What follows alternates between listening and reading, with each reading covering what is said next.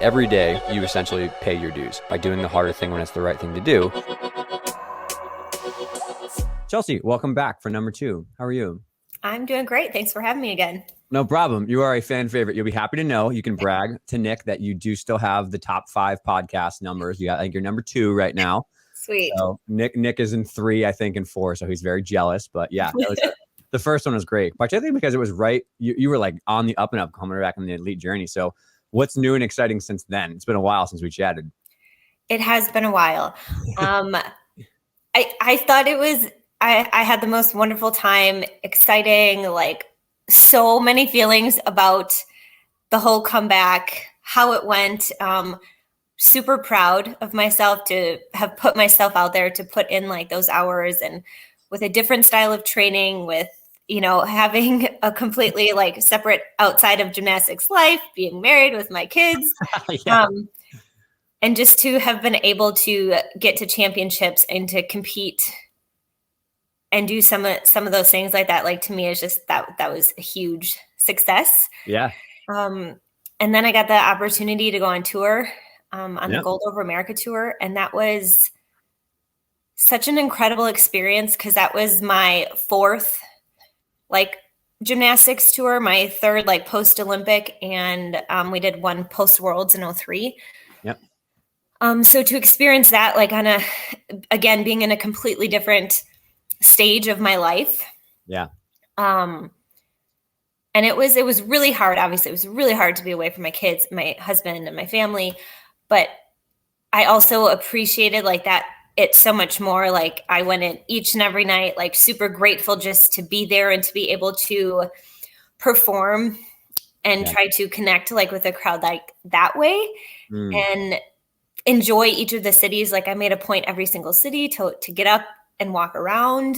I saw more of those cities in, you know, the 5 hours that we were there before the show, you know, than I did on any other tour. So that was really special.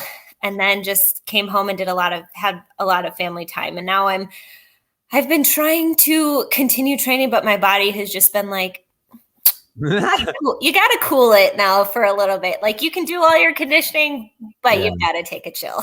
Yeah, that's so awesome. I mean, obviously the Gold of America tour was really cool to watch from afar, but I'm really curious about what was it like with having people like Grace and Jade there who literally looked up to you as like you were like one of their idols when they were growing up as a kid in gymnastics. Was that weird? Was that cool? What was that like? Were they fangirling? Come on, I would be. No, it was wonderful. It really was. I always try to go into everything like with an open mind. And like I said, I broke the ice when I went to my first classics. Like I competed, I was like, hey, I'm the crazy old lady who's trying gymnastics again, just to be like, I know I'm a little bit crazy and I know there's a big age difference, but no, everyone on the tour was wonderful and amazing and supportive. Jade and Grace, who you specifically just mentioned, they joined like some of my circuit workouts just about every time we were doing them. That part of it, that brought me so much joy to condition and work out, with the other girls. It was really fun. And how about the international stuff? I know Ellie Black was there. People, did you know Ellie from before when you were younger competing, or was it cool to see international people? What was that like? I knew of Ellie. I didn't really have a ton of interaction with her before then. We connected really well. We were on the same bus. She's a little bit older too. Right. That's what I mentioned. Yes. But we both, like, she was also like a big inspiration to me just from meeting her and being on the tour. Cause she, takes her fitness and like her recovery and all of the rehab. She takes that all very seriously. So that was really cool to connect with someone who's on like that same wavelength as me and doing a lot more also outside of the gym and not just like gymnastics specific. Right.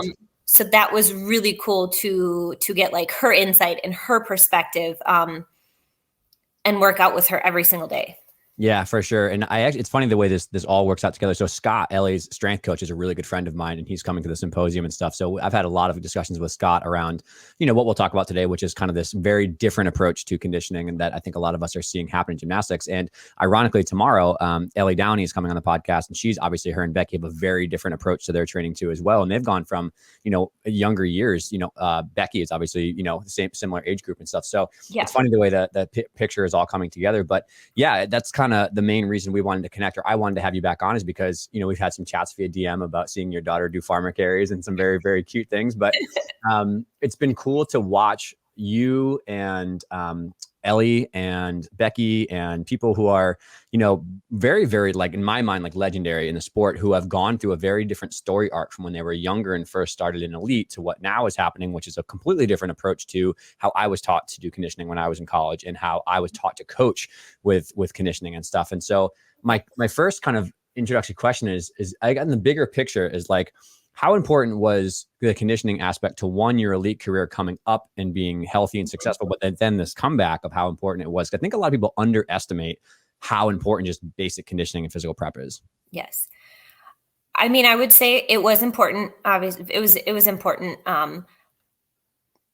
when I was first coming up through the elite and doing that. It was important, but it was also so super gymnastics specific. It was, I mean, every day we would go through like our national team conditioning, all of this stuff, like, the leg lifts, handstand hold, presses, rope climb, cast handstands, all of that. Like, that was like the main focus and what we would do, before events. And then there was other supplementary conditioning in there as well. But there was not a lot outside the gym. I mean, the only thing like I really did outside of the gym was go for walks. Like, that was just a part of it. I loved walking. That was also, kind of like the active recovery and just to be outside or on my treadmill if it was mental health. Yes. Yeah. So it was much more those kinds of exercises and, some plyometric work in there, of course, but Yeah. And so when did you first start was it when you were comeback, when you started to entertain the idea of, like, I think probably sled pushes, like weighted sled pushes were the first thing you were like, well, these are very hard. And I think these are very beneficial. Was that like your gateway? That was probably the gateway. So we've always done the block pushes, but I just had never added weight. Yeah.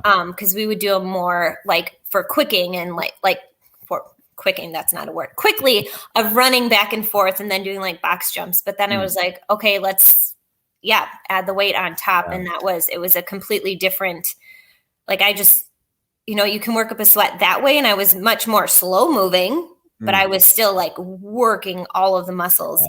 So that was the gateway. I was seeing all of your posts, and I looked it up too, of when I messaged you. I was like, when you convinced me finally to do some weights, was January 7th of 2021. Oh my God, I'm honored. I'm honored to have that historic moment.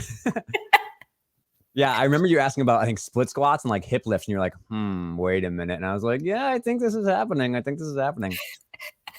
Yeah. And we're super lucky, right? So like my whole career with it, right, is like in college, it was the only time I ever lifted weights. I went to Springfield College and we went twice a week in preseason to lift. And I just remember like the whole team's vibe towards lifting and all was like, oh God, one, we have to go after practice and I'm exhausted right now. I just want to go eat. Two is like, we had like a GA who kind of knew gymnastics, who didn't really know. And he was just like, go do this stuff. And it wasn't a good vibe. You know what I mean? And so I didn't have a great first experience with lifting, but as I got to be in my postdoctoral work, learning about sports PT and stuff, it was like literally every other sport that my bosses work with in pro sports, everybody does some sort of off-season lifting, right? And then I started seeing the benefits in the girls that I was coaching. And then I'm really lucky to be around some of the best strength coaches like in the country. And so it just slowly started to happen. And then 5 years ago, we started having people come to our facility. Now we have 30 to 40 gymnasts who come lift with us off season from all sorts of different colleges and all sorts of different clubs. So like, it's definitely happening. But my vibe, and I'd love to hear your thought on this, because obviously you're tapped into the national system, is there's still a very large nervousness / resistance / I think it's no longer no because no, it's now like, I just don't know. And I'm nervous to hurt someone or to do something wrong. So what is your pulse on what maybe people's opinions are? No, I agree with that. And I was totally nervous, and I'm still at the very like basic. I haven't even got into any of like the Olympic style lifting with all of that. Like, I'm still just at like the dumbbells and the kettlebells.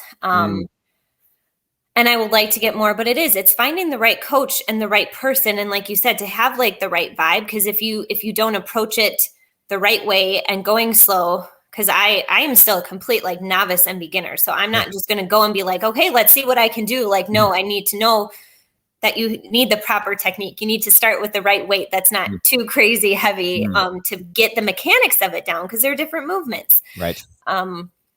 So I think that is a lot of where people's like hesitancy is not completely knowing, right? But also, I think it's something worth doing because I've seen the benefits just from using the dumbbells and the kettlebells, and it's like,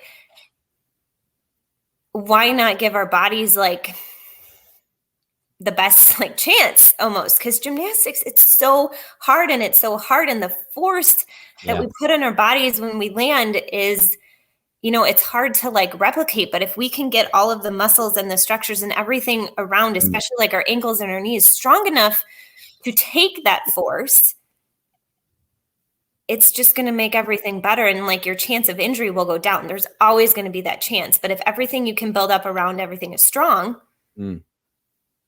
Yeah, it's kind of a no-brainer, right? Yeah. And I'm curious, what do you think are some of the more tangible benefits that you've seen? Because I think a lot of people would be a little bit more open to the idea of trying if they saw what was coming there. So I think the fear of the unknown is very real right now for a lot of people. Absolutely. Again, I completely understand because like weights has not generally been associated with gymnastics. It's all body weights and gymnastics specific. But like for me, I just look at myself. I see like, what have I been able to do? How does my gymnastics feel? Like, do the skills feel different? Do they feel easier? Are they better? And again, it's like, I've been able to do some of this stuff in my 30s after having children with a completely different style of training. And I know I put the numbers in, and I'm not going to like say like, hey, you don't have to do the numbers. Yeah. But I did put those numbers in, but my gymnastics still felt really good. And some of it felt easier. Like I did a Yurchenko double full on the hard surface, and I hadn't done that since I was 18. Like I didn't even do that when I was 20 at the Olympics. Like I was doing 1.5 at that time. And with a different body, like my body was different. And that was, where I was hesitant on bars. I weighed more, but because everything was just in like a good proportion, like the muscle ratio and everything, the gymnastics wasn't harder. It was better and it was easier. Like, again, I wouldn't have been able to do that vault if I didn't train the way that I did. Yeah. And I think there's usually two really good sells for most people. So one is from the sports performance side. And this is, I don't ever want to bore people with the geeky stuff, but if you look at like the research on power, like what gymnastics is explosive power, strength is very much the foundation of that. If you want to go faster, you have to be stronger, right? There's really no way around that. And if you look at how to get stronger, a blended approach of a combination of gymnastics specific body weight and external loading is really the best way, because you're kind of, like you said, you're capturing all types of, muscle that you have to work well. So I think that's one good sell for people. But I always kind of, I talk with a lot of high level coaches around the world and consult with people. And they're always about like weights are dangerous. Goblet squatting is dangerous. Split squats are dangerous. We're going to hurt their knees. I'm like, listen, if you could hear yourself, I love you to death, but like, how is a goblet squat dangerous, but a double pike on floor 40 times a week is not dangerous? Like the forces are so much higher on a double pike or a double full. And so it's like, I think when you reframe it and you have empathy for people, like it's just an educational gap. It's like, yeah, well, like split squats are 1/10 of a landing, or goblet squats are 1/10 of a landing. And we know the forces are like 15 to 18 times body weight in gymnastics. So like, if you just break it down as like, it's like, we're just building a small, we're building up slowly over time to handle those forces. Sometimes the light bulbs go off a little bit more. Yes, and go off better. And again, it's being able to say, well, you don't have to start holding 100-pound weight. Like you can start with a 5-pound kettlebell. You don't have to start the split squats or the goblet squats with this crazy massive amount of weight, which then you should be nervous if someone be like, hey, let's do this. Yeah. That'd be the equivalent of being like, you know what? I want to learn Yurchenko full. I think we should start with a Yurchenko full. Let's give it a whirl and let's see how it goes. Like asking for death, right? And I think with everything too, I think this is why, and again, I have a lot of empathy for coaches, because a lot of coaches do want to learn this stuff, but the educational route to getting there was maybe not quite there.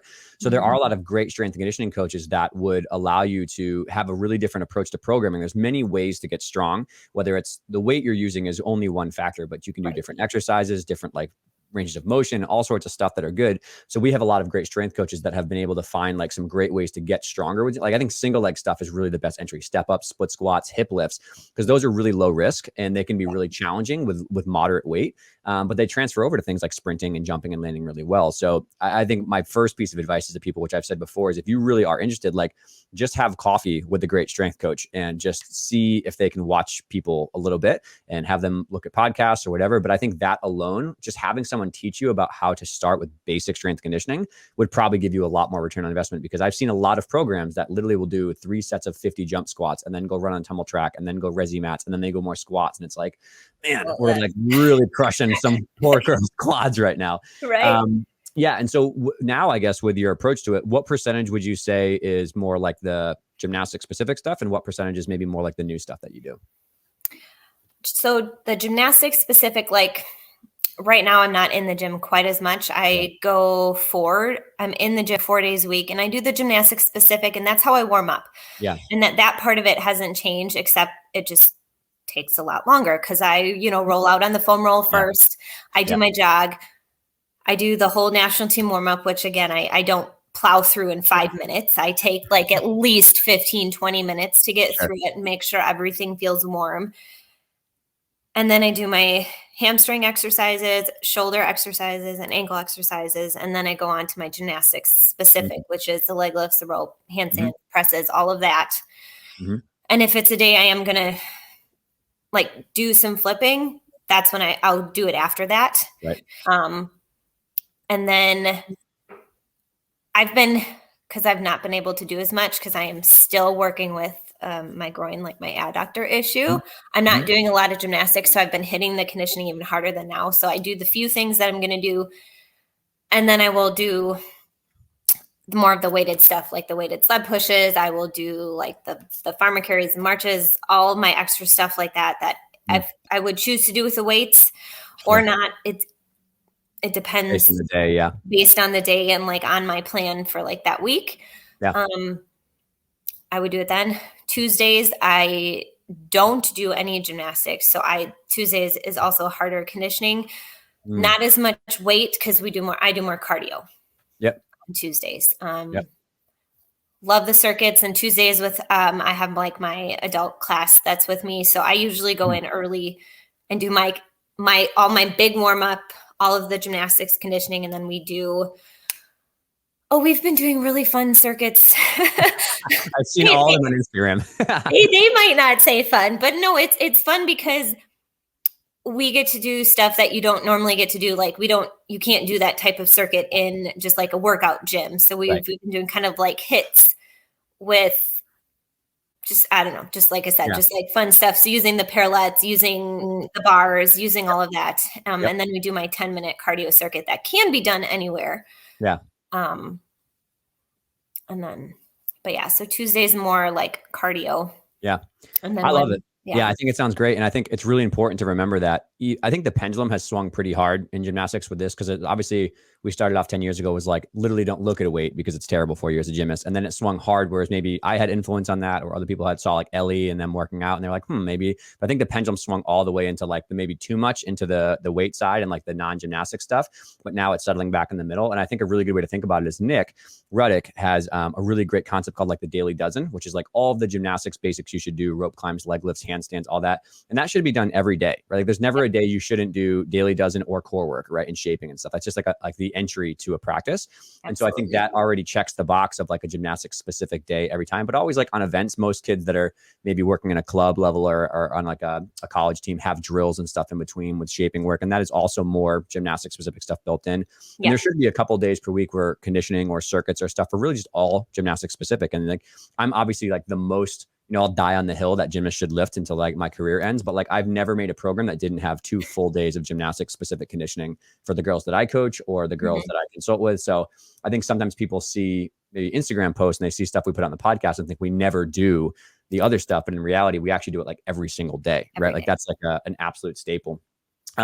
So with that being said, now that, and was that the same when you were approaching like the comeback? Did you do the same kind of split between what you were doing now, or was it kind of a little bit different, like in terms of how much you were doing like gymnastics specific work and how much you were doing general work, or was that different?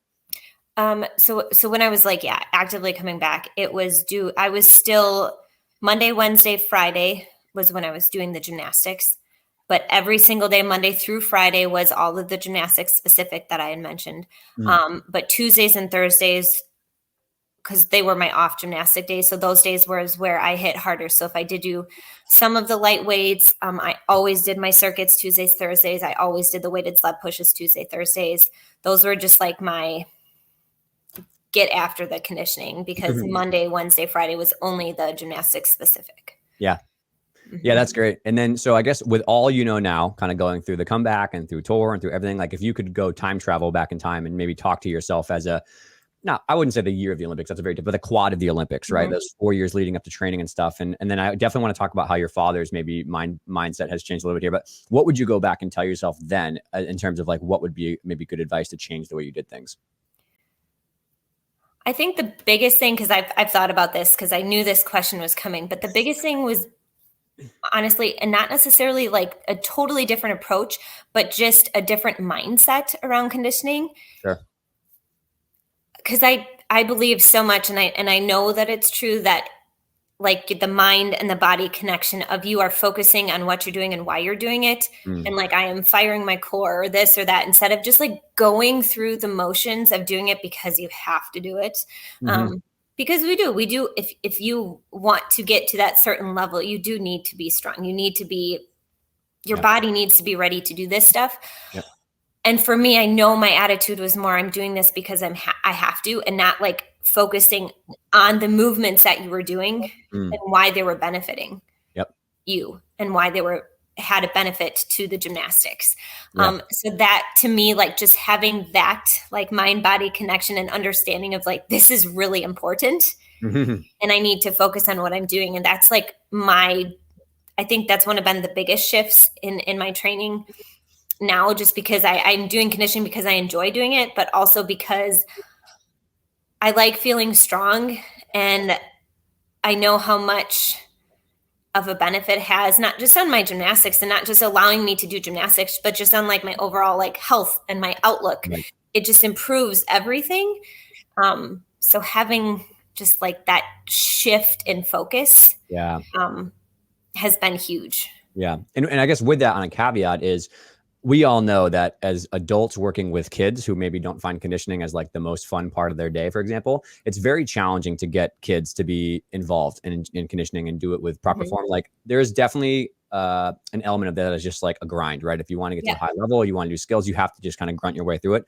But I know obviously you still coach and you're still very active and you're still working with kids that are probably not the most motivated to do some of these brutal sled pushes that you're doing. Right. So what are your pieces right there? Because I know a lot of coaches who are like, I'm all on board, I think it's great, but I tell my kids to do these circuits and they just kind of look at me sideways or kind of like casually get their water bottle, right? So what are your maybe pieces of advice to coaches who are now trying to go into maybe the summer, not to date the podcast that's coming up, but it's going to be pretty much all the grunt work, so to speak.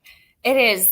I know. And that is one of the hardest parts to get through to the kids that way. And I talk to them a lot. The biggest thing I'm going to say that works for me is when I jump in and do it. You took the words out of my mouth. Yeah. It makes such a big difference, because if their attitude is like, well, we're doing this because I have to do it. And if I go in and I am all in 100% giving this effort, it lifts and brings everybody else up. And it's the same circuit, or do it. I'm like, all right, let's see if we can beat our numbers from last round. You count your jumping jacks and burpees, and then everybody's like also giving 100%. And that doesn't mean you have to jump in and do all of the conditioning and all of the numbers every single day with them. But if you're choosing to do it a couple of times a week, and if you are leading by example, they're going to follow. Because again, now with me, like being a mom and coaching now a really young group of kids, they watch you and they observe you, even when you don't think so. And even when you don't think they're listening, they are. Yeah. And they take it all in and they see you. And it's like, to me, it's so funny. Like when I go downstairs, like I have a little workout area down here, my kids will pick up, because I had to buy small enough dumbbells so they could have, because they needed their own. But I'll just watch Audrey or Dashel and they'll just like join in, or they'll go down and they'll start doing like their push-ups. And I'm like, I'm not telling them to do this. They just watch me do it and then they think it's fun. And they only do a few. but it's like they're watching. And if they don't think that it's something you would do themselves, they're going to be like, oh, they're just telling me to do this. Yep, absolutely. I firmly believe that the best thing a coach can give a gymnast is a good example to follow. Like I really, truly believe that in my heart. And I think that along the conversation around culture change and what's happening the last 5 years is when we were actively working through a lot of cultural issues at our gym, I guarantee without a doubt, me doing what I said I was going to do. And then also like on a late 8:30 night, right, where I've worked all day and they're really tired and there's 11 people and we needed 12 people for a circuit. I'm like, oh God, I'll do some sled pushes, like hopping in, right? Like, but there's no motivational speech. There's no powerful, thing you can say that's equally as powerful as you laying on the ground dead after a sled push circuit and then looking down the line and being like, whoa, like that's legit, right? Like I'm not obviously doing the same skill work like you said, but I also, I tested all of the really hard cardio workouts before I gave them to the athletes, because there's been many times when I'm like, oh, 5 rounds sounds reasonable. And, this should be pretty tough. And then I do it the day before and I'm like, in 3 rounds, I'm like, oh my God, I am absolutely dead right now. And like, yes, I can't do, double fulls anymore, but like, man, I'm still in moderate shape. And so if I'm absolutely dying, imagine what a 12-year-old is going to feel like when they do this. And so I think that again, empathy is really the key here, is that you are showing that you care about them as a human, but you're also showing that you practice what you preach. And there's a very different vibe in the gym when you're like, go do rope climbs and you're sitting on the block and you're eating your snack for the night, right? Like, I think that example is really, really important. And you're like the poster child of what that means to people, because there's nobody that says you don't work hard to show them. But I bet like behind the scenes, I bet your gym and your vibe with the people you work out with is like really different because you're actively jumping in. I try to be. I try to be that example. And it's funny too, because I'm not doing it for that sole purpose. Again, I'm doing it because I enjoy it and it makes me feel good and I like feeling strong. I like this balance, that I've found. And I just, again, it's like going off what you said. I never, ever give an assignment that I'm not willing to do myself. Right. Like it's never, that's especially since I've come back, but I've never, ever been like, all right, well, this sounds awful. Have fun with it. But I'll see you in an hour. Yeah. I was like, well, it might be awful, but we'll get through it together. Yeah. For sure. And even too on that, like, so say you're a coach who's maybe, not able to do some of the things that you're doing, but like, it's not even sometimes about doing their workout. It's about literally leading a healthy lifestyle. Right. And like taking care of yourself too. Like for me, and I'll put myself in the fire. Like when I was a younger coach, I was not sleeping enough and I was not taking care of myself. I was not eating well. I was not, balancing my own stress levels. I was working too much. And the girls definitely saw it kind of like bleeding out of me. And so when I was able to take a proactive approach and just, not do 500 rope climbs, but just like actually be active and come like before the gym, like walk in like after a workout and be like, oh man, yeah, I just got to work out in myself. Like those small little interactions, I think build like a lot of trust in the bank for athletes. So when you do have to do something really hard, they know you're not just like, talking out of your butt. Right. Yeah. Nope. And so with that being said, you mentioned that you kind of got into it and stuff. So when you first started maybe, DMing with me or looking at people on weights, like what were your initial fears or worries about adding in like weights and stuff, particularly to your training? Because I think a lot of people are going to resonate with probably the same things that you thought about. Well, absolutely. Just from, everything that I thought was true, because that's what people also thought and were told, that you were just going to bulk up and lose like some of your flexibility and this and that. And that's, I think, one of the biggest like stigmas that's been around, using a weight or adding some weight, is that it's just you're going to like bulk up like that, which is so not true. Like you have to work very hard and have a very specific plan and sets and numbers and reps to achieve and start building like that extra bulk that we're afraid of. Yep, absolutely. And I think this is a time when, things are correlated, but they're not causative together. There's a lot of times when I see this a lot in the college world, and Christina Anderson is a nutritionist friend who I've talked to about this, is like people grow and go through puberty at different rates and different times and stuff like that. So you'll have someone who may be later in their life goes to college and starts to lift weights. And it actually maybe is the first time that they mature and they become more of just a normal, woman, like a normal person. And so they grow naturally and they just add, normal, healthy mass. And it becomes like, oh, lifting weights is causing you to get really bulky. And it's like, I don't think that is necessarily, a one-to-one example. And so I think one of the best things that you've also talked about in the podcast before is how important it is to work with a team of people, like a strength coach and a nutritionist, and people together to make sure that you're making a plan that's going towards your goals, right? Because there's definitely, like you said, you have to work really hard to get like a lot of extra mass, and it would require quite a bit of net positive calories. Like you have to be eating, like I have friends who are literally Olympic weightlifters trying to go to the Olympics, and how much they have to eat in order to gain like 5 pounds of muscle mass is absurd. So yeah, I don't think that's a reality, but the flexibility thing is a huge fear for people too. Like there's this misconception still in the gymnastics world that if you just lift weights, like you're going to turn into a crowbar and you have no flexibility anymore. And it's like, well, yeah, that's not how muscles work either. No, it's not. And you might know if you only lift and then that's all you do and then you're not stretching, but that's just, that's not going to happen. Yeah, exactly. Right. The thought process that somebody would start lifting, never stretch again, and then never do any gymnastic specific conditioning again is like a little far fetched. Right. Yeah. So that's good. Yeah. I think the bulking one is a big part of it. I think that the flexibility one is a big part of it too. And I think injuries are a big part of it too, right? I think a lot of people are worried that they're going to hurt themselves. And I think it's just like gymnastics, right? If you don't have a great coach and you don't have a great plan and a great progression, like, yeah, you're probably going to, tweak something here and there. Did you ever have any issues where you like, I don't know if this is like, you saw something online, you're like, I don't know if I'm going to do this one because I don't quite know how to do this properly. Did that ever happen? Well, yeah. I mean, because like I said, I haven't done any of the formal kinds of lifting. And then when I am ready to do that, I will need to find a proper coach to walk me through it and to make sure they're not like pushing me. And that is hard. I know I will have to go out there and search and find the right person to do that. It just can't be like, all right, who's going to help me with this? Let's figure it out. Yeah, random trainer. Right. Because that is also, there is still that part of me because I have so many people asking me about like if I'm going to get into CrossFit and that I should try it. And that is because that would be a whole new world for me. Yeah. That's completely different. That's like a whole different, that's like a different sport altogether. Yes.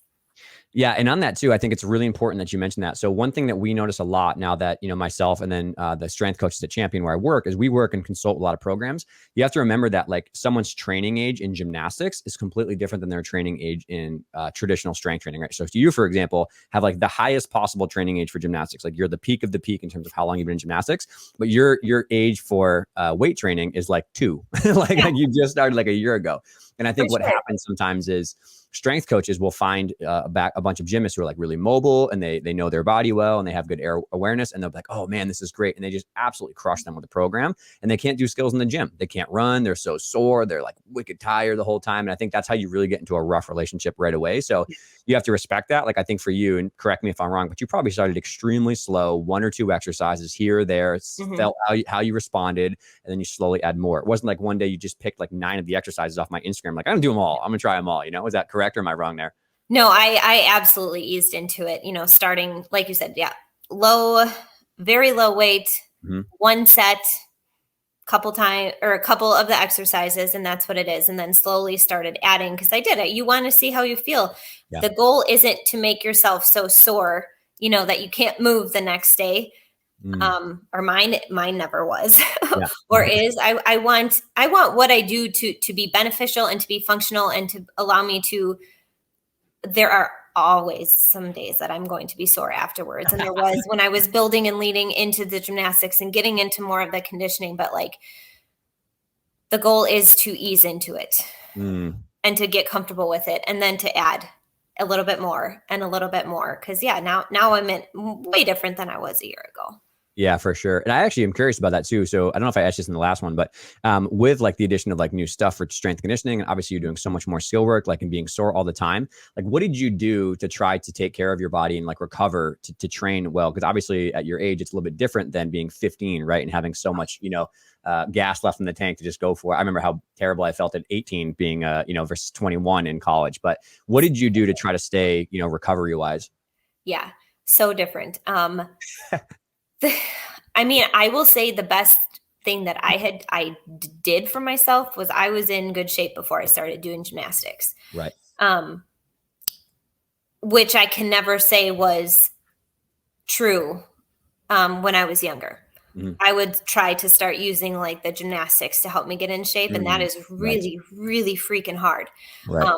So it was establishing like that good relationship and finding a good balance with food that was sustainable, that didn't make me just like get in my head about all of it. It was finding that. And I took that time to do that and took the time to condition and get in shape. And especially like through the pandemic, I was really amped up my conditioning because I was running all of our Zoom workouts. So I was just doing more of like that kind of fitness and not so much gymnastics. So when I started adding the gymnastics again, I was fit. And that was huge. So then I was sore because I started adding the skills, and you're using, those little bit different muscles in here and there. The pounding is a little bit different. So that's what I got sore from. So that part of it, like I said, that was one of the coolest things that also has come out of this journey, was just finding a level of balance in my life that way. But yes, so then when it was adding more and new conditioning, it was adding it slowly, or like, okay, these skills are making me sore. Let's add this drill or this like tweak of a conditioning that will work that muscle like a little bit more so I can not be as sore that day. Right. But to help manage my body, it was taking the time to warm up. My like warm up and conditioning length, or my pre-warm up or whatever, is almost double of what it was when I was 15. Right. It was foam rolling. And like I said, all of the little exercises, the gymnastics specific, taking the time to do all that. And if I still didn't feel warm after that, like after my conditioning, I would roll again and do my splits again before I went to do the skills, because I didn't want to tweak something. Exactly. But then also the cool down, making sure I cooled down enough.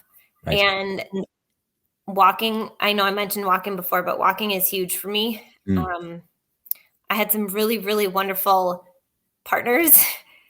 And I got a swim spa, because swimming, I think, is one of the best like active recovery exercises that you can do, because it's not pounding and you can go slow, you can go at your own pace. And if you're used to it, like I know a lot of people ask me like about my hands. I'm like, I don't go in it. I'm not in there for hours and hours at a time. You can go in the pool 3 times a week for 30 minutes and your hands are going to be just fine. And then also I did also get a sauna as well. So those tools were, oh my gosh, just amazing to have. But then also a lot of just other self-recovery has become so much more available, like with the massage guns. And I also bought myself a portable ultrasound machine. Nice. And the stim. So things like that are a little bit more available. I'm not going to say go out and buy it and use it. I consulted heavily with my PT before using them and learning how to use them properly. Right. Yeah. Very, very good caveat advice there. And I think that's all very, very valuable information. And something you said there is so important, though, which I still see deep rooted in the gymnastics culture, is using skills to get conditioned. Right. And I think that's a very risky thing to do. And so because gymnastics has gotten so much harder in the last years, but like I think about what my coach had me do to get in cardio shape for floor routines. It was like a half routine and then a floor routine and then 2 routines. And then like, it was just more and more volume. And like, yes, you could say like a watered down set with sled pushes is a good in between, but you have to realize that there's so much more you can do to get somebody's body ready cardio wise or strength wise or power wise before you do that like kind of classic like endurance bar set or endurance floor set that I think still needs to be definitely taught in the gymnastics community. And so I think like what you said is so valuable, of getting conditioned first and then slowly introducing the routines themselves, because all it takes is one tired double back on your last pass or one tired dismount to land short and really have an injury that holds you back for a long time. And I, like I said, have a lot of empathy for coaches, because I think that stuff is really nerdy to try to learn those kind of things. And I try my best to dilute that information. But if you can use a good like 6-week block to get somebody in great shape before you start introducing routines or even half sets or back-to-back bar sets and stuff, like the value of that is so important. And then you can kind of build up the mental toughness, the grind aspect of like pushing to the end of a bar team when you're tired, but only if you've, I guess, earned the right to do that through the physical prep, because it's so dangerous. It is. And like I said, it didn't work. And I just know, like looking back and knowing my career, it was always just like this up of down of in shape, out of shape, in shape, out of shape. And it was just such like in a healthy way of doing that and looking at it. But that's just like where my mindset is and was at that time. Like, okay, I went so hard. Now I get to relax and eat whatever I want. And then it's like, oh crap. And it goes so quickly. It was just not a good place to be in. It was not a good like relationship, like with food and with my body and with conditioning. And, I made it through and was able to, peak at the right times. But I look at like this is like solely on, of like kind of like my health and discovery and journey like that. Like this has been such a much bigger success. I'm so happy you mentioned that. Sorry, go ahead. No. Just it was success of being able to sustain a certain like level of fitness for, oh my gosh, going on 3 years now. And I definitely like have like my ups and downs with it, but I've never gotten so out of shape where I've had to work so hard to get back into it. Yeah. I'm so happy you mentioned that, because that is, that is definitely one of the elephant in the room topics that I think nobody talks about. Is it still happens subconsciously in the culture, is this combination of a lot of young female athletes tell me in private that like it's the combination of lifting and food that I'm scared to get heavy. And then I'll get heavy and I will be either, there'll be like some psychological warfare about comments in the gym, or my skills won't feel as good. And so then it becomes this, I have to do an hour of cardio and run before practice to get light, quote unquote, so that I'm like, aesthetically what I want to look like. And like, it happens for guys too. Like, I think that there's a lot of discussion around the female athlete, but like a lot of guy gymnasts struggle a lot with that exact same thing of like, if I lift or eat, I'll get big, I won't have skills, I'll gain weight, and then I need to get light, quote unquote. So I'm going to crush myself in cardio and not eat. They're going to, restrict themselves, and then their energy completely tanks and they start to snowball injuries and they can't get through their practices. And it's this vicious cycle with so much mental health. And so I'm really happy you said that, because that is by far and away still the biggest issue we see around conditioning, lifting weights, and food altogether. Absolutely. And it's not an easy cycle to break out of. And it's really hard, like when you're in it. And it took me like how many years now after the fact of being able to, to figure out what works, because what works for me isn't going to work for somebody else. Everybody works a little bit differently. Everybody has a little bit different motivation. Everybody needs a little bit different variety of foods or this or that. And it took me, like I said, to now I'm almost going to be 34. It took me that many years to figure out what is like works for me, what's sustainable for me. It's not a fad diet, because those never work long term. Those don't ever work long term. So it was figuring out how I could live my life, enjoy my life, and also maintain a certain level of fitness that I liked for me. And again, what works for me doesn't work for you, or what your goal is in fitness isn't mine, but I like where I'm at and I'm proud of what I've been able to figure out for myself. I love that. Yeah. And I think the antidote to some of this, chaos that maybe some parents might be listening to this or with their sons or daughters is you have to really outline, number one, is what your goals are, right? Like most kids, younger in gymnastics, they want to learn new skills and do gymnastics. They want to be with their friends, or say then some have a high level goals. They want to get a scholarship, go national team, whatever. But like with your goals in mind, you have to realize that food is fueling that performance. So food is the way you fuel yourself to achieve the hard work and the gym and the goals and stuff. And along with that lifting and the proper conditioning program is a building block to get towards those goals. And for coaches or parents or people, and again, I'm not a nutritionist, but I have great friends who work with a lot of the elites who are, is that is the way to pave the road towards reframing the mental side around food and lifting and working out. Is like, okay, here's your goal. You told me, let's reverse engineer these blocks and explain to you and show you how, not being afraid of carbs and not being afraid of like, fats and stuff like that in your diet and stuff like that is part of fueling yourself to do more work in the gym, which then becomes competing and feeling good about your energy levels. And so I think it's so important for people to understand that a lot of mainstream information is honestly trash, and it's not evidence-based, and it's not from great people who work with gymnasts every day and see that. So that mindset frame change, along with working with a great strength coach and a great nutritionist, is well worth the investment. Oh, absolutely. And it will, like, that can continue then and help you, like, you know, throughout the rest of your life, that kind of information, Right. Right. and building the habits that work for you. And it will be a trial and error process, because it was for me. Like, okay, this worked. I liked eating this before the gym, and I didn't like eating this, like that. But it took the time to figure out what I liked, because I also don't like going to the gym feeling like super full and like I Yeah. just ate this whole meal. You need that digestion time. And Mhm. like I said, it depends. I eat very differently on the days depending on what time of the day I'm going into the gym, Mm. just because of, you know, how I like to feel, and how I know what's going to help me get through a workout. So it's different. Like I said, it's different on those days, depending on when I go in. Mm. Yeah, very good points. And I think the one thing I want to come back to maybe lighten the mood a little bit is, did your dad go through any, like, I don't know, changes in his thought process around the conditioning and seeing you do more stuff with weights and stuff? Because he obviously was coaching you during the very, I guess, old school phase of gymnastics, and now Right. he's a little bit more. Did he change his thoughts on anything, or is he just like, do whatever you want, Chelsea? Like, I'm here and I love you. You know, it's really funny, because he, you know, before, he was always in there, you know, with me, helping me get through the conditioning, watch the conditioning, tell me more like what to do or what I think I need to do.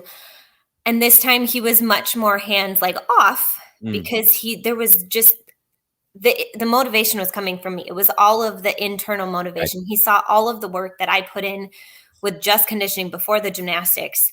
And he knew, like, he knew what I was doing. He wasn't in there in the gym watching me condition like a hog, or like counting my numbers, because I'm like, I did like 8 today. I wasn't feeling it. All right. Like I did that before. I'm like, I'm not doing 20 leg lifts. Are you kidding me? Yeah. But he knew that, like I said, it was all internally motivated to do this conditioning and to do the numbers. And there was the few times I was like, hey, do you see something that I'm missing? Do I need to add something, or any of the gymnastics specific? And then he would say, yep, let's do this, this, and this. Yeah.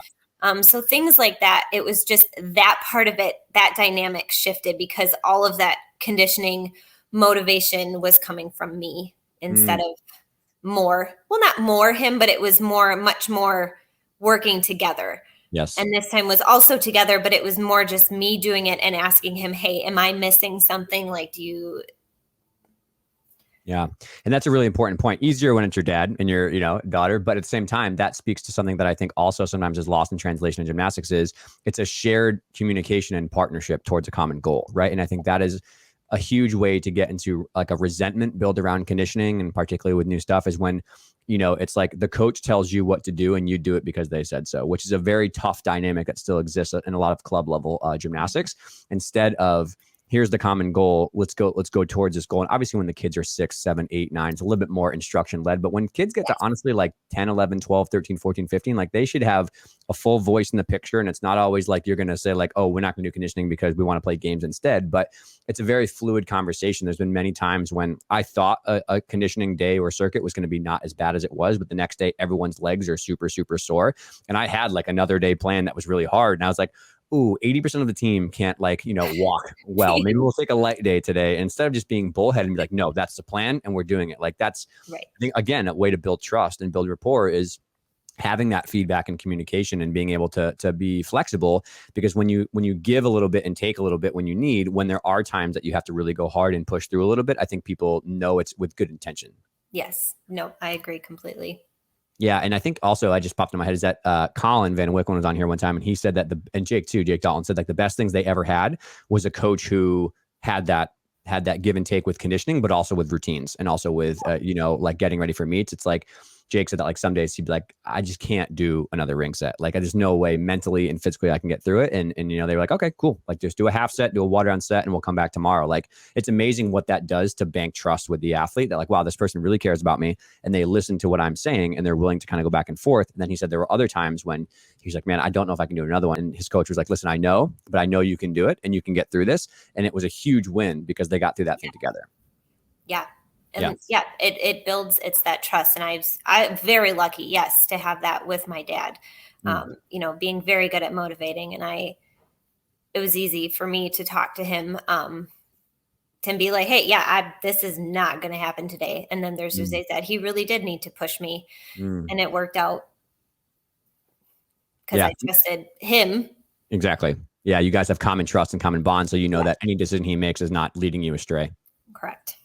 And so the last thing I want to chat about before we chat about all the amazing things you have going on is we're very fortunate now that the podcast has grown, and we have the ears and the eyes of a lot of people who are influencing big policy change at the national level and at the college level and stuff like that. And so I'm curious about, maybe a lot of people are this summer, I think is the summer, a lot of people are going to be like, you know what, we're going to hire a strength coach. We're going to talk with someone. We're going to try to lift weights. We're going to do something different despite what maybe the last 20 years of people have told us. And so with a lot of change happening inside of national and organizational bodies, I'm curious, they would be very interested to hear your opinion and advice about maybe your advice on what you've done to change and how you feel the benefits have come along, because you've gone through the entire story arc of maybe the traditional older model that's nothing but, you know, body weight, and like, you know, it was looked down upon just like I did. Whereas now, looking back on such a long career, you have a very different approach. And so I'm curious what your advice might be to some of these people who are investigating change.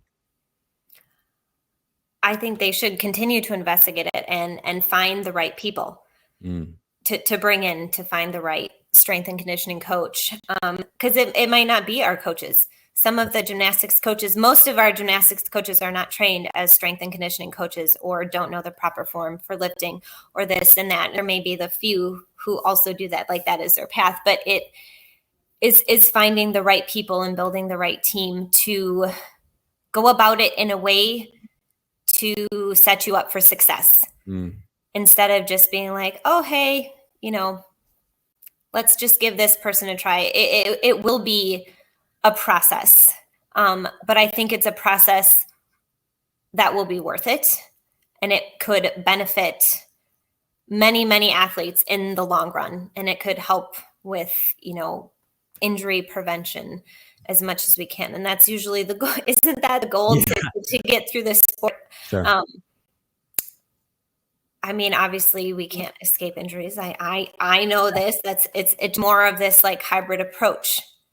And I can, again, it's just speaking from me and my personal experience of how much I've gained, and looking at how much I have been able to accomplish at an older age. And I know so much of it was made possible because of my different approach to conditioning and warming up, and all of that whole process and mindset for me had changed. And I think, like I said, it's going to take time, and it's going to take research of finding the right people, you know, to bring into your gym, or if there is going to be a place that you can go and have a team learn from a strength and conditioning coach. Right.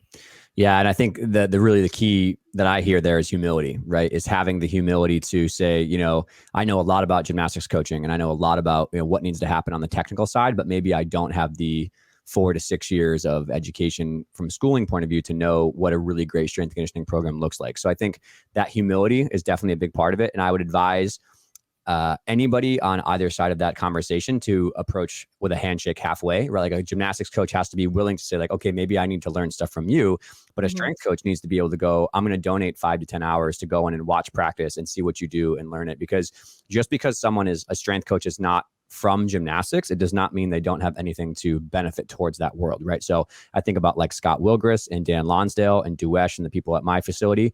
Never did gymnastics, know nothing about gymnastics, but they're some of the best strength conditioning coaches in the world. And through 5 years, they learned about how to, you know, understand gymnastics and what to do. And they worked with the coaching team to have it. And that's the next piece of it too, is if you don't have someone immediately in your area who maybe is really, really great, the internet's a blessing, man. We have so many great people like Scott and Dan and others that are willing to give out information and are willing to share. Yeah. And if you can just connect a strength coach that you know to someone who is really, has worked with Ellie, for example, for 12 years, or Dan has worked with many of the elites, like I'm sure they're more than willing to share their information, because the rising tide kind of lifts all boats in that department. Absolutely. Agree completely. And that, I mean, not on the strength and conditioning side, but that is my physical therapist who had been my therapist for more than 20 years, knew a little bit about gymnastics, but has learned so much, you know, that I trust her completely. And that is the first person that we recommend, because now she's built up this knowledge of gymnastics. And if she always, you know, has a question of a certain skill or something, or like, where do you need this to be? And she will come up with the exercises that are different than your, person who just needs to get through everyday life, than your person who needs to do gymnastics at this like end range of mobility. Yeah. Yeah, it's very important to have that team of people around you, right, who are willing to learn. And it takes time to find those people, but they're definitely out there. So, well, enough about this nonsense. Tell me the more important thing about your adult gymnastics camp, because I'm about to cancel my schedule and go do it myself. No, I'm just kidding. Well, you can, because you're welcome to. No, I am so excited. So it started off because I've had a few people ask about like, are you going to do a camp or something? And I'm like, I don't know. And then I finally just did a Q&A, and I had so many people ask if I was going to try to do an adult camp. And I was like, all right, I will think about it. And they were like, yes. Which means yes. You're like, I know I'm doing this. Unfortunately, I got to figure out logistics. Yes. So I did. I talked to my mom, and I was like, can we do this? And she's like, well, we've already got our other camps planned. Like, it's all, why not? Yeah. This will be the summer. Let's give it a go. So pick a weekend. That in itself was hard, picking a weekend, but I'm like, all right, our weekend in June. So it's like my birthday weekend. My birthday is the 23rd, and the camp days are the 24th through the 26th. So I'm like, all right, let's do it. So my sister, got it all set up and got it, like the name for it, and put it out there. And the response was insane. I'm sure. I was, and still am, like, I'm still like floored by, the interest and the quickness that everybody signed up. Like my sister was literally, she's like, oh my gosh, like I keep getting these alerts, and I'm like, this is insane. So, my first goal originally was just going to be like, I think it would be great if we had like 30 people, because that would be an awesome as like this first year. There's more than that. So we have about 75 for the first camp. Yes, that's amazing. Then, yes. So we might open up a few more spots, just making sure everything is good with the schedule first. Yeah. And we had 80 on the waiting list for the first camp. That's incredible. Yes. So then my mom's and everybody's like, are you going to open up a second week? And I'm like, oh my gosh, I don't know. Yeah. So we did in August, and that camp is full too. And they both still have waiting lists. You're amazing. Well, you're amazing, and you're such an inspiration, and people would obviously love to do it. But like, I think that's like, it's such a cool hobby. Like, obviously, I'm heavily involved in Power Monkey with Dave and everybody else, and like, it's like adult sleepaway camp for like fun fitness things, right? So if you can find a place where you can go and enjoy yourself and have fun, but learn something like a hobby, like, man, that's so cool. Like, and so I'm honestly surprised that it hasn't been something that's like already set in stone that everyone's doing. But I mean, I'm your number one cheerleader, so. Well, thank you. No, I'm so excited. I'm, really, really looking forward to both of those weekends. And I hope it just helps continue like the momentum of the adult gymnastics movement and the community, and hoping, more gyms start to offer it. And I know literally from firsthand experience, like with our gym and watching my mom, how hard it is to incorporate and find time in the schedule, especially if the gyms are full. But there is a need and a want in the gymnastics community for adults to go in. And it's like, for me, obviously, like, again, it's my happy place. It's where I go to work out and to have fun and to be fit. And I know a lot of other people who want that opportunity. Absolutely. Well, I proudly treat two 65 and 70-year-old gymnasts who are still competing and are training actively. So it's pretty amazing. But yeah, I think the other piece too that people forget is they think that adult gymnastics is like the separate satellite division of gymnastics, but the trickle down of what that does to the culture is really, really impactful for the younger generation, right? Because if people see 30, 40, 50, 60, 70-year-old people still doing gymnastics, it chops down that narrative that like, you got to get everything done by 15 to get your stuff done by 18. And then like you're just wrap it up. Right. And I think as we see adult gymnastics become more standard and you're encouraging that, we also see, like I said, Ellie Black and Ellie Downey 20, and these people who are 25, 26, 30, 30 Yeah. plus are still involved in high level gymnastics. Like, it really makes me personally, it makes me rethink, like, what am I doing with the 10 to 14-year-olds that I work with? And what am I doing? And obviously I know, like, college recruiting, there's a whole bunch of like rules and stuff that still need to go in place. Yeah. But like, it really makes you, when you see people doing gymnastics at 30 to 70, and then you think about the people who are now with NIL able to do gymnastics elite and college, it really makes you scratch your head around, like, what are we doing with 8-year-old, 10-year-old, hamster wheel, get on this level of success and go right away. I think there's a benefit to talent ID, but at the same time, it's like, do you really need to push that hard when someone's going through puberty, or can we pause the brakes here a little bit? I feel like we can take a chill. Yeah. I mean, I feel like we can take a little bit of a chill, and I feel like the attitude has shifted a little bit since COVID, but I feel like we can take a chill too if somebody wants to go on vacation for a week or miss this here or there, and it's not going to be the end of the world, and you just kind of have to ease back into it. Nobody lost like all of their skills. It might have taken some time to get it back, but yeah, I think it was a message to know that we can take a chill, and it's not the end of the world if you miss a week or two. But yes, but also understand too that yes, it will take tweaking. You can't just jump right back into it, right? Because that's not smart either. But to allow our bodies the time that they would need. If you're doing this or coming back from this or that, or like I said, or if you just need a break, I think that's okay. Yeah, and it's so true for someone who has like average goals in gymnastics. Like, whether you just want to do recreational gymnastics and have fun, or you maybe want to go level 8, 9, 10, you want to get a scholarship, like, that crowd really can afford to like not go crazy at an early age. But I'm going to be honest, humbly here, I'm really fortunate that I work with a lot of elites and a lot of international elites and stuff like that. And even them, like the week vacation and here and there, it does not need to be 2-a-days every day for the entire year all the time. And if you miss a family vacation, you blew your shot. Like, honestly, which I think some people are scared of. I don't think the culture is that hardcore, but some gymnasts are that worried that like, if I don't train every week of the year, I'm literally going to miss my spot on national team or something like that. And it's like, man, there are so many examples of people who are the complete outliers to that and go against that narrative. So if the top of the top elite 0.01% can afford some time off for mental health and letting their body calm down, and then all the way down to the recreational level, I think we all need to really take a step back and consider that when we think about training plans. And those like 10 to 15 is really where it's the most important. Oh yeah, absolutely. I agree. But yeah. Last question, which is not on the thing, but I'm curious because this conversation is very active right now around age limits and around stuff. What are your thoughts on changing the age for seniors to 18 instead of 15? Do you think that might be good or bad? And if you don't have an answer, don't feel bad at all, because this is sprung on you late. But it's very active in the Twitter world right now. Yeah, I don't know. I go back and forth. I mean, I can see. I can see all of the sides of it, really. Right.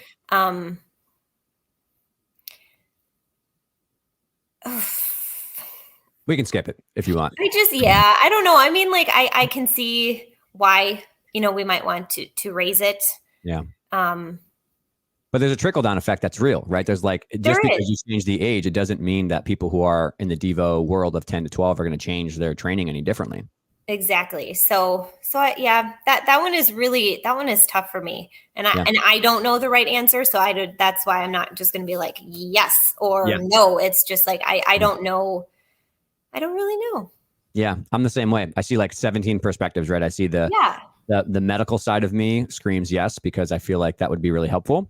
Yeah. But the coaching performance side of me knows that if you have that audacious of a goal, that you really need to be putting a lot of time and sacrificing into it. And I think Nick said it really well on his podcast with Ellie, that just because you change the age, it doesn't mean that the people who maybe are the bad actors who are really just pushing kids way too hard too early are going to do anything different. And so I think it would have to come with a lot of education and a lot of, policy in regards around that. So fluid conversation, but it's very interesting to see the multiple perspectives. And I actually agree with some coaches too that say that, like, if the goal is college, which for many kids it is, there's definitely a ticking clock on like trying to get your stuff done. And so I understand that too. Like those D-level skills have to be developed. Well, they do. Or they need to be seen. You need to be seeing that there is like that potential there. I mean, I know it's maybe not quite as young anymore, but like, you know, you're still being, most of the scholarships are already given away, even when the girls right now are already juniors. So it's like, you do need to have that skill base. If that is your goal. Yeah. And it's crazy too, right? Because like 15 is like, a lot of people think about level 10, 15, but like 15 is a kid. Like you're a child, you're still a kid. And it's hard to make that balance between like 15-year-old gymnasts are very different than 50-year-old other kids, maturity wise and discipline wise and work ethic wise. But they're kids, you know, and it's a tough balance here. So my hope in asking that question is not to put you on the spot, but I hope that we start having like a little bit like consensus statements come out around like, let's talk to the most successful, you know, elite coaches in the world. Let's pair that up with some medical providers. Let's pair that up with some strength coaches and some researchers and just have a conversation around like, does something need to change? Would it be beneficial? Like, what are these conversations? Because right now I feel like we're not having conversations. We're just having like Twitter arguments, and it's like not really helping anybody. Right. Nothing that is like super productive or actual like, right. Like what is the thought process? Like not just, we should change it. Yeah. But let's go and look at the bigger picture and all of it and really actually dive into it. Yeah. Of what it would be. Yeah. And hence why I love long podcasts like this. So thank you for joining me, because we can have a real conversation, not a 280 character tweet. Of course. Yeah. It's really hard to fit stuff in there. Okay. Also on not just the camps, we are doing a competition too. Oh, what? I didn't know this. Please go on. We're doing like our M&M challenge, but oh, cool. We are kind of reworking it. So the women's side is going to be the Chellsie Classic. Nice. I'm really excited. And we're offering, also having AAU, and at least I would like to offer one, like an adult only session. Oh, this is amazing. So you don't have to intermingle with the younger kids. Yeah. Yeah. Rotating with 15-year-olds would be tough. Yes. So that was my goal. I also wanted to have a place for adults because I know some want to come compete. I just got to go to NAIGC Nationals. Yeah. And that was really cool. It was a really, really wonderful environment of people who just love doing gymnastics. So cool. Yeah, I didn't know about that. I'm sorry. I would have mentioned it. Oh, no, that's okay. But that was, last week, Nationals was here in Milwaukee. So that was like a no-brainer to go. And it was, like I said, it was a really, really amazing, really great event. But just, again, like I said, like-minded people who all just love gymnastics and like being in the gym and want to be in the gym and have an opportunity to compete. So the best way, like I said, I know how to do that was having like the AAU session. Yep. And adults can come and compete because I think it would be awesome. Yeah, I do. A birdie in my ear did tell me that they were flattered that you showed up to Nationals. I had some people who were working there and they're like, Chellsie Memmel's walking around. And I was like, yeah, because she's awesome. That's why. So tell people where they can find out information about the competition and stuff. And also, you're probably going to have to do a third weekend for the camp. So let people know where they can go and sign up. This podcast, you're going to get about 100 more people who are like, I'm coming. Make it another weekend. I know. I do still get comments on my post. So are you doing a third weekend? I am not sure yet. So tell people where the third weekend is going to be and when they can sign up. No, if we would do one, you guys, everybody it will be posted on my Instagram. Got it. The meet. We haven't done a formal announcement. We have all of our flyers. Oh man, inside info here. Inside information. I know. I'm trying to like get ready. I was like, whoa, I put my hair down and I put makeup on today. So I might do like a little video for the meet. Just do all your content for the next month. I know. I was like, this doesn't happen often. I'm flattered. But no, it just, so the meet information will be on our gym's website. It will be on my personal website. We partnered with High Five, so it would be on their meet website. I'm just really excited. But I can't wait. I can't wait to watch. It's so exciting. So January 27th through 29th. That is the date of our meet, and I'm so excited. Book your calendars now. Get your flights early. Yes. Fantastic. Well, Chellsie, I'm so happy to have you on again, and I thank you for everything you do. And you're amazing. So keep doing exactly what you're doing because gymnastics needs you desperately. Well, thank you. I appreciate it. This was a wonderful conversation. Yeah. We'll see you next time. Okay. Yep. Thank you. Take care.